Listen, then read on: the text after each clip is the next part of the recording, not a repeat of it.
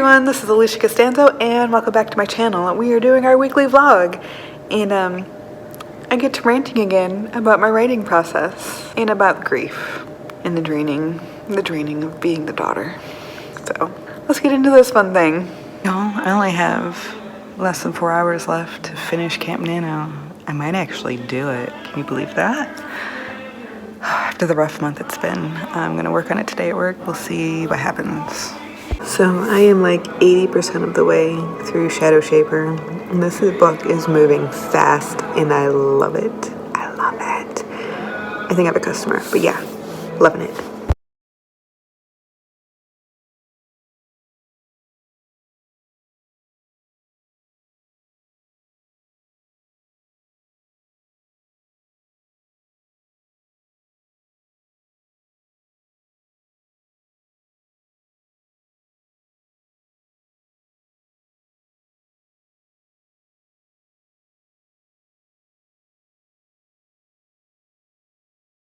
Sign said it's humid. Curly hair gets fizzy. Anyways, I finished Shadow Shaper. Daniel, Jose, oh god, I forgot his last name. It's terrible of me. Oh, and I know it's something easy too.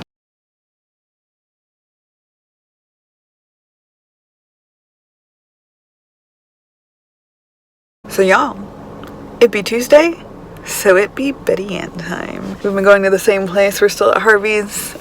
We both really like the food and we like the coffee and the atmosphere, and that's really important. And I'm gonna have a second writing date with Betty Ann this week on Friday with Caitlin, and that's gonna be so exciting. Okay, but right now I just get to go hang out with Betty Ann and tell her all about my weekend, and I'm excited to hear how she's doing. She just finished like 2 books. We are starting the Savage Song by B.E. Schwab for my challenge, my Instagram challenge.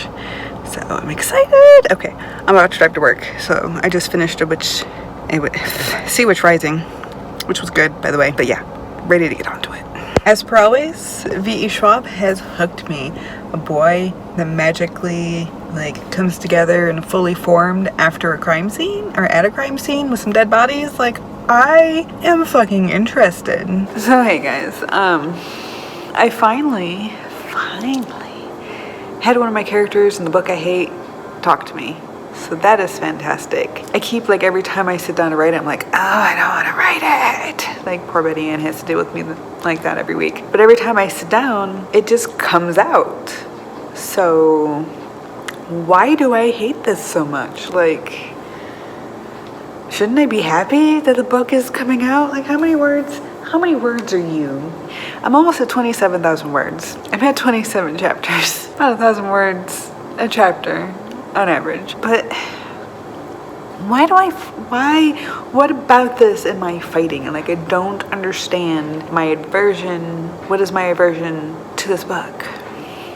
And of course the character that came to me was my first person character, and of course usually the first thing the characters show me is some kind of a kiss or some kind of sexual tension of some, that's the first real imagery I get when I start a story, because there's always romance involved, let's be serious. And then the other things start filling in. And I even had the girl talk to me just a little bit in the same manner, but the rest of it I'm still what am I doing with this mass grave?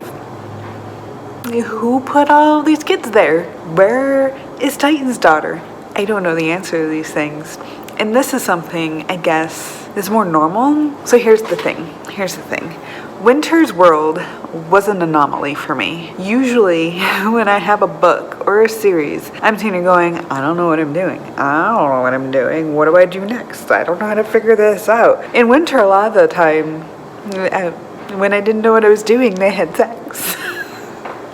But no, I actually had a very clear image of what each of the men were supposed to do for Winter in the series. I had very clear ideas of what was going to happen when she went home to see them, of who she was as a character, because I worked with Winter for so long. And then the reboot story, what took me the longest to get into that was making them not the same exactly as the original. And so I got to go, I wrote through, y'all, I wrote 15 books in 2 years in the same world. It just flowed. And this is back to me being my old self of, I don't know what the fuck I'm doing. And that's like every single step of the way. And maybe that's why I hate this, because it is infuriating. The way I write is infuriating.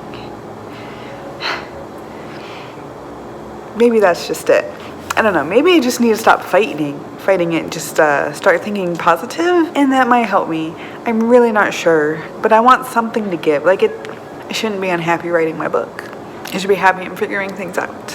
And right now they've uncovered the mass grave and they're pulling bodies out. They're trying to identify people. What am I going to do with this thing? I was thinking alchemy and magic.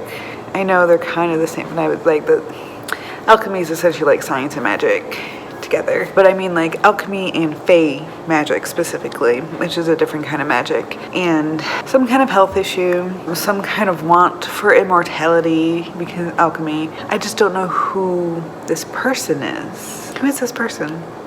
Are they working with the Scarlet Queen? Because that would be a great connection if I could find it in my brain somewhere.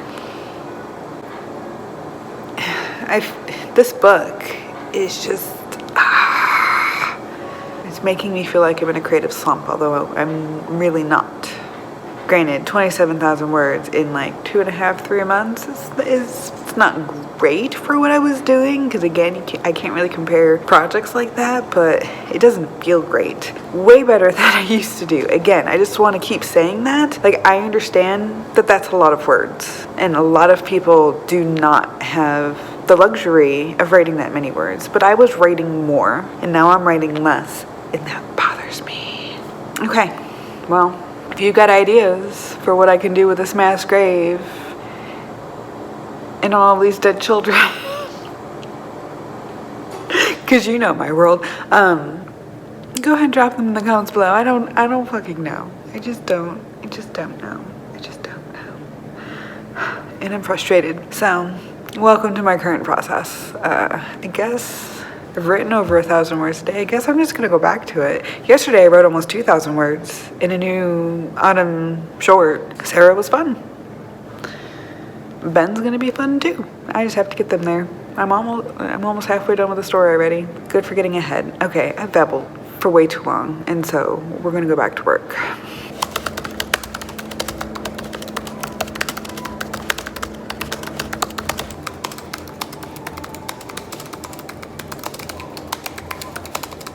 About 30% of the way through the Savage song, and oh my god. Right, I am like a little over 60% of the way through the Savage song. I am flying through it, loving it. I just want to say that my husband is currently listening to the end of the Cruel Prince.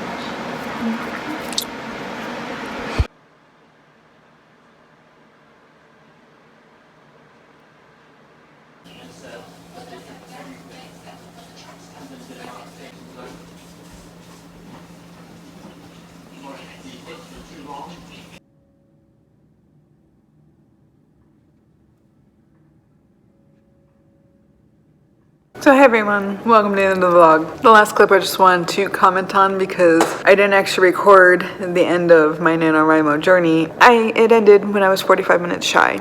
Now, let's try to be positive about this because I was like 14 hours behind, guys. The fact that I got so close to the end and I would have finished had I not been interrupted, like, that one is amazing to me. Something that I do want to note, again, positively, is that I don't take failing Camp Nanowrimo as an actual failure. Yes, I did not complete my goal. Not completing your goals doesn't make you a failure. What it does is it shows that you tried to do something, and I was for the most part successful. I wouldn't have written nearly as much, gotten nearly as much work done, had as much focus, if not for attempting the goal.